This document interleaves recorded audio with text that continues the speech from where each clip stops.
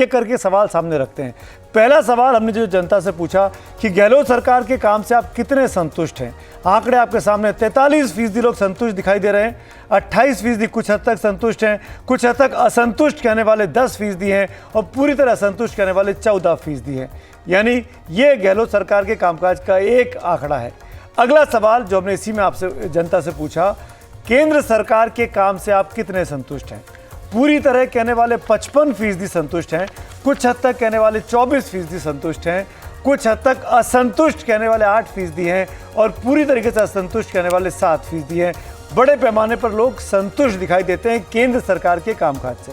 अगला सवाल, भ्रष्टाचार से लड़ने में गहलोत सरकार का काम कैसा है। अब हम राज्य सरकार की बात कर रहे हैं।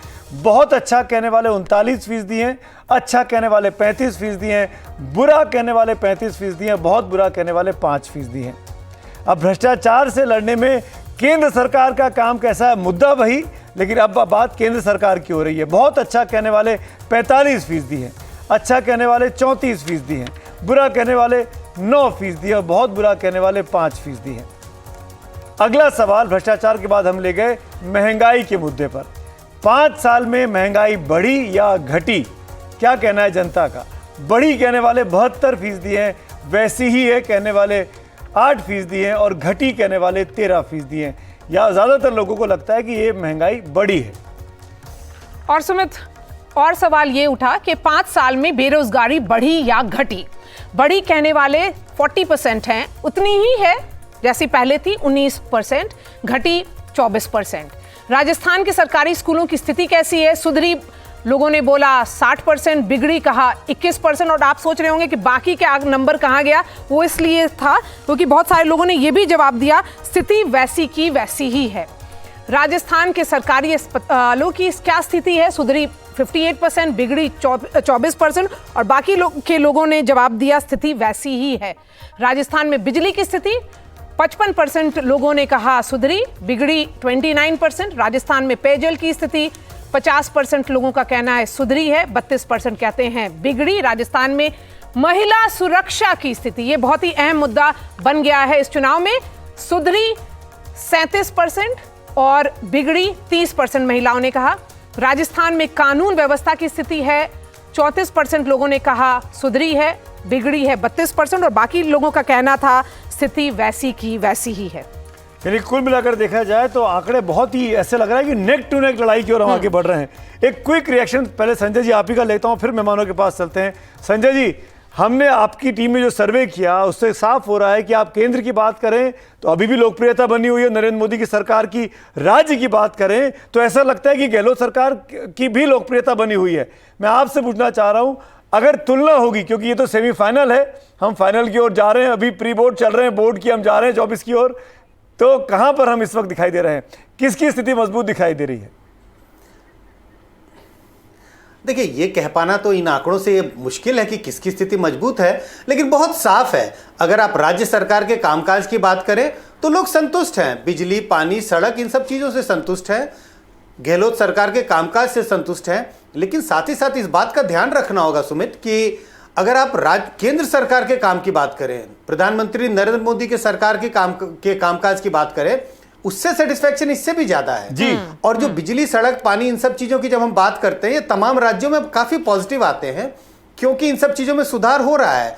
लेकिन जनता ऐसे देखती है कि भाई ये चीजें तो सरकार को करनी ही चाहिए, वो प्लस चाहते हैं कुछ, वो कहते हैं बिजली, पानी, सड़क ये तो हमारा हक है, ये सरकार को देना चाहिए, प्लस और एक्सपेक्ट करते हैं कि इसके अलावा और आप क्या दे रहे हैं। हाँ, क्योंकि आपने एक बहुत अच्छी बात बोला कि केंद्र सरकार के काम से कितने संतुष्ट हैं, वो परसेंटेज है 55% पूरी तरह, और गहलोत सरकार से कितने संतुष्ट हैं वो नंबर है 43%।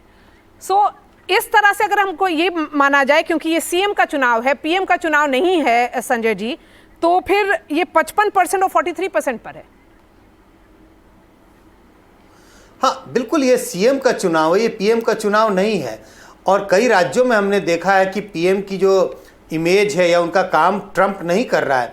लेकिन अगर आप देखेंगे कि आगे जो बहुत सारे आंकड़े आएंगे, आप देखेंगे कि कंटेस्ट बड़ा क्लोज दिखाई पड़ता है, मुकाबला दोनों पार्टियों के बीच में है। कुछ सवालों पर गहलोत सरकार आगे दिखाई पड़ती है तो कुछ सवालों पर हमें लगता है कि केंद्र सरकार का पक्ष लोग ले रहे हैं। कई ऐसे स्कीम्स हैं जिसका श्रेय कभी राज्य सरकार को दे रहे हैं जनता, और कुछ ऐसे स्कीम्स हैं जिसका श्रेय सेंट्रल गवर्नमेंट को देती हैं। बहुत ही इंटरेस्टिंग चीज़ है संजय जी। और मैं अविनाश कल्ला जी के पास चलना चाहूँगा। अविनाश जी, यही सवाल जो मारिया ने संजय जी से पूछा, एज ए एनालिस्ट होने के नाते मैं आपसे जानना चाहता हूँ, भ्रष्टाचार से लड़ने में गहलोत सरकार का काम कैसा लगा?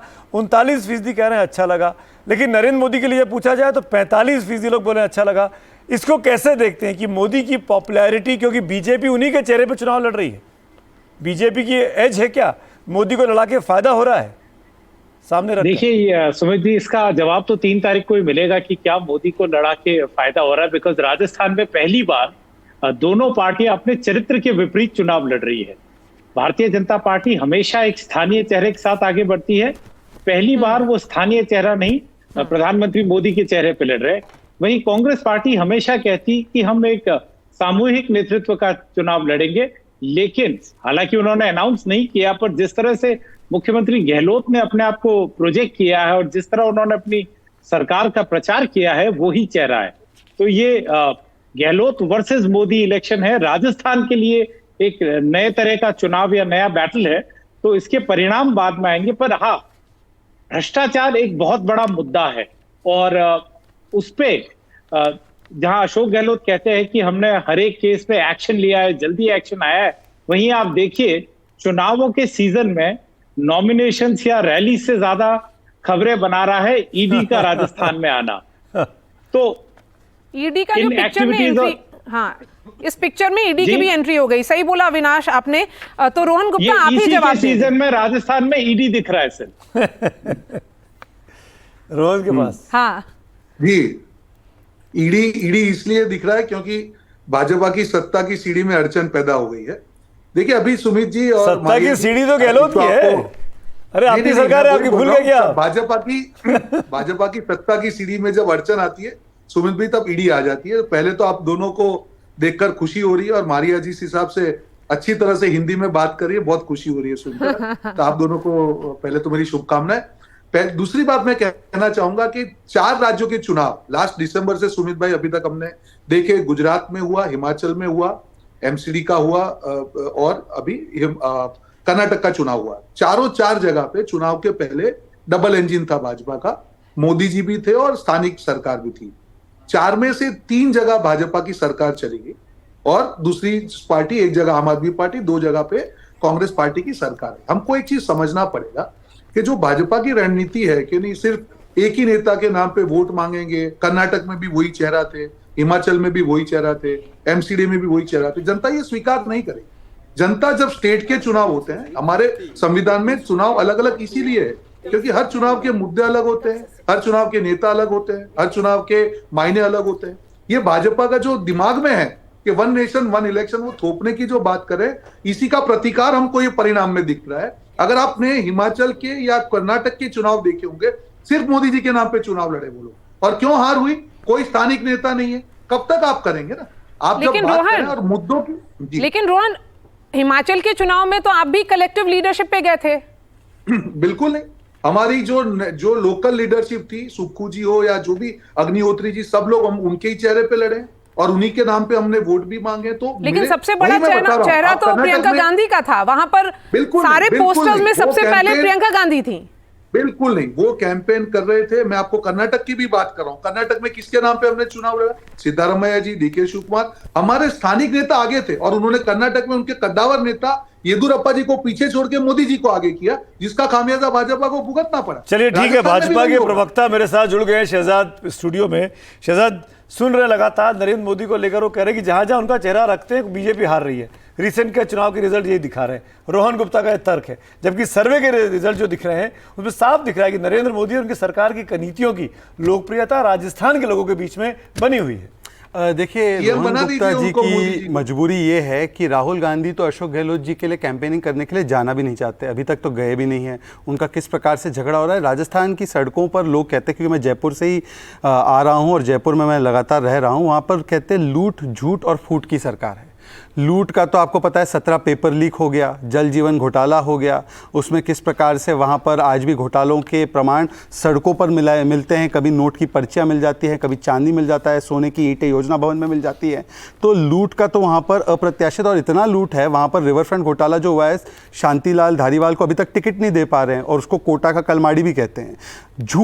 झूठ इस प्रकार का है। किसानों की कर्ज माफ़ी की आपने, ये कह रहे हैं आप 19,400 किसानों की ज़मीन जो है नीलाम हो चुकी है, और प्रियंका जी कहकर है 21 लाख किसानों को कर्ज माफ़ी दिया है, वहाँ पर 68 लाख किसान हैं। तो मतलब खुले खुले आप मान रहे हैं कि 40 लाख किसानों को तो कुछ नहीं मिला और बाकियों को 2-2, 3-3 रुपए मिले। झूठ इस प्रकार से बोलते हैं कि हाईएस्ट वैट, इलेक्ट्रिसिटी का टैरिफ, सारी चीज़ें राजस्थान में है, हाईएस्ट अनएम्प्लॉयमेंट रेट 20% का 1 साल से चल रहा है वहीं पर। तो ये झूठ की सरकार है। और लूट के भी प्रमाण जो है, कांग्रेस के रिश्ते पेपर लीक माफिया के साथ है, सुरेश ढाका की पैरवी सलमान खुर्शीद करते हैं, गोपाल केसावत कहां से। और फूट इस प्रकार से है कि वहां पर 3 कांग्रेस है, एक है पायलट वाली कांग्रेस, दूसरी है बिना पायलट की परिवारवादी कांग्रेस, और तीसरी है गहलोत कांग्रेस। इतने दिनों तक तो वो लिस्ट डिक्लेयर भी नहीं कर पा रहे थे, अब जब डिक्लेयर किया है तो मुझे बताइए कि अभी तक महेश जोशी का नाम क्यों नहीं आया?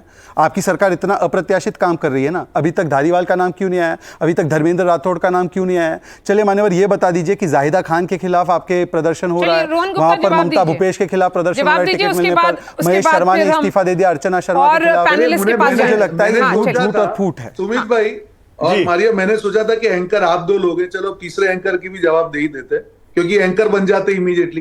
देखिए सवाल यहाँ पे उन्होंने सवाल पूछे इतने ज्यादा, नहीं आपने सवाल पूछा तो मैं जवाब दे रहा हूँ, सुन लीजिए। आपने बताया, इतने सारे मुद्दे बताए, फिर भी आपको ईडी की क्यों जरूरत पड़ रही है? अगर आपके नेताओं में दम होता तो ईडी को क्यों आगे करना पड़ रहा है आपको? आपकी मजबूरी है, आपको मालूम है वहां पे आपका कोई कदावर नेता नहीं।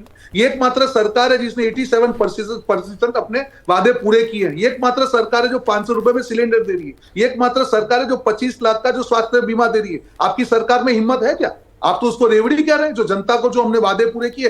कितनी आपकी सरकार की हिम्मत है कि 5 साल के बाद में अपना रिपोर्ट मैं बीच में इंटरवीन कर रहा हूं क्योंकि बहुत सारे आंकड़े हैं। सुमित जी, केवल एक वाक्य मैं बोलना चाहता हूं, क्योंकि बार बार ये ईडी हमारे साथ विंडिक्टिव पॉलिटिक्स। भाई साहब, मुझे ये बताइए कि जवाहरलाल मीणा तो आपके विधायक है ना, वो कहते हैं टीकाराम जूली सर, एक सेकंड सर, मैं जवाब ही दे रहा हूँ, बीच में मत बोलिए। अब आप हैकलर बन चुके क्या? ट्रोल से बाहर निकल के आइए ना, ट्रोल भूमिका से बाहर निकल के आइए, प्रवक्ता बना दिए हैं आप। अभी ट्रोल नहीं है, प्रवक्ता बन गए। भाई साहब, थोड़ा तो अपने आप में सुधार कीजिए। अब मैं आप एंकर बन गए तो नहीं, मैं एंकर नहीं बना हूं, मैं अपना जवाब दे रहा हूं, सुन लीजिए। टीकाराम जूली के खिलाफ किसने बोला? जवाहरलाल मीणा। कौन है वो? आपके विधायक है, सुन लीजिए।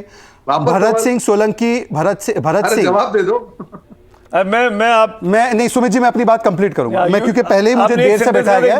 हाँ, मैं भरत सिंह इनके विधायक हैं, कहते हैं कि सुमित जी आपने एक बोला था। चलिए अमिताभ अपनी बात नहीं, एक सेकंड, अपनी बात नहीं, लगातार इंटरप्ट कर, let me finish my statement. Bharat Singh इन्हीं के विधायक हैं। वो कहते हैं कि किस प्रकार से खनन मंत्री, खनन माफिया है वहां पर प्रमोद जैन भाया, ये क्या बीजेपी के हैं? ये क्या ईडी है? और जहां तक ईडी का सवाल है तो भाई साहब, ईडी की कार्रवाई को तो चुनौती आपने दी थी कि कर लीजिए। आपके बीएल सोनी वहां पे जो डीजी थे एसीबी के, वो कहते हैं कि बड़ी मछलियों को नहीं पकड़ा। वहां पर आपके इंदिराज गुजर जो विधायक है, सचिन पायलट के करीबी है, उन्होंने कहा पेपर लीक माफिया के लोग खुले घूम रहे हैं। सचिन पायलट ने तो अजमेर से लेकर जयपुर तक की पैदल यात्रा की थी, तो आज तो वो खुश होंगे, 70 लाख युवा खुश होंगे। आप क्यों घबरा रहे हैं कि ईडी की जांच हो रही है? पेपर जांच हो रही है ना, कौन सी जांच में दूध का दूध पानी का पानी हो जाएगा, साफ हो जाएगा। और क्या भ्रष्टाचार इस चुनाव में मुद्दा भी है? बिल्कुल। मैं मेरे ख्याल से अगले सवाल ले लेना चाहिए। नीरजा जी हमारे साथ जुड़ गई हैं, हमारे साथ अमिताभ भी बने हुए हैं। नीरजा जी, आप डिबेट भी सुन रही हैं, आप आंकड़े भी देख रही हैं। मेरा एक क्विक कमेंट आपके साथ है और हम ये जानना चाहेंगे आपके हिसाब से ये जो चेहरे पे चुनाव है कि गहलोत का चेहरा और मोदी का चेहरा, स्कीम गहलोत की, स्कीम मोदी की, इसका जो इक्वेशन जो CSDS ने दिखाया है वो बहुत ही इंटरेस्टिंग है। आपके हिसाब से किसका पलड़ा भारी है? देखिए, मैं मानती हूँ कि दोनों का पलड़ा भारी है, लेकिन अलग अलग इलेक्शंस में है। जो राजस्थान, छत्तीसगढ़ जहाँ मैं घूमी हूँ, वहाँ जो लोग कह रहे थे, नौजवान तबका खास कह रहा था, किसान तबका खास कह रहा था कि गहलोत ने कांग्रेस को टक्कर की स्थिति में लाके रख दिया है। 1 साल पहले जब हम गए थे तो इंटरनल सर्वे कांग्रेस के बता रहे थे कि 20 से 25 सीटें आएंगी 2023 में कांग्रेस की, इतना वॉश आउट था। अब भाजपा वाले कंसीड करते हैं राजस्थान के प्राइवेटली इस 75 से 80 तक गहलोत ले जा सकते हैं। जो उन्होंने कई सोशल वेलफेयर स्कीम्स की हैं जो आपने गिनाई हैं, और CSGS ने भी उसका वो किया है। तो टक्कर की स्थिति में है, पर भाजपा अकॉर्डिंग टू मी आगे है। और यही लोग जो कह रहे हैं गवर्नमेंट सर्वेंट्स हैं उसमें, वो भी हैं, वो कहते हैं हम इस बार उन्होंने अच्छा काम किया, हम कांग्रेस को देंगे, लेकिन बड़े चुनाव में नरेंद्र मोदी। ये छत्तीसगढ़ में नौजवान कहते हैं और ये राजस्थान में भी ये नौजवान कहते हैं जी। तो दोनों जो आप कह रहे हैं ना कि मोदी का चेहरा, मोदी जो लोग वोट देंगे भाजपा को, और कई कारणों से देंगे राजस्थान में, और मैं मानती हूँ भाजपा आगे है, तो वो इसलिए देंगे कि मोदी वो सेंटर की स्कीम्स का जिक्र करते हैं, वो ये भी जिक्र करते हैं कि चेंज होना चाहिए। लेकिन हम लोगों का एक सवाल भी था, CSDS ने एक सवाल भी पूछा है, कौन बने सीएम, भाजपा का सीएम फेस का कौन पॉपुलर है, वो भी हम दिखाएंगे। सो हमारे साथ जुड़े रहिए, यही हमारा कहना है। तो इसके साथ अमिताभ तिवारी, आपसे सवाल ये है कि ये जो भी फर्स्ट सेट ऑफ ग्राफिक्स हमने दिखाया, फर्स्ट सेट ऑफ डेटा जो आप देखे हैं, उसमें सबसे इंपॉर्टेंट आपके लिए क्या है जो शायद इलेक्शन को टर्न कर सकता है? मेरा आकलन थोड़ा सबसे अलग है। अगर आप अपने नंबर्स देखेंगे तो 74% लोग ये कह रहे हैं कि गहलोत सरकार ने जो करप्शन के ऊपर काम किया है वो बहुत अच्छा या अच्छा है।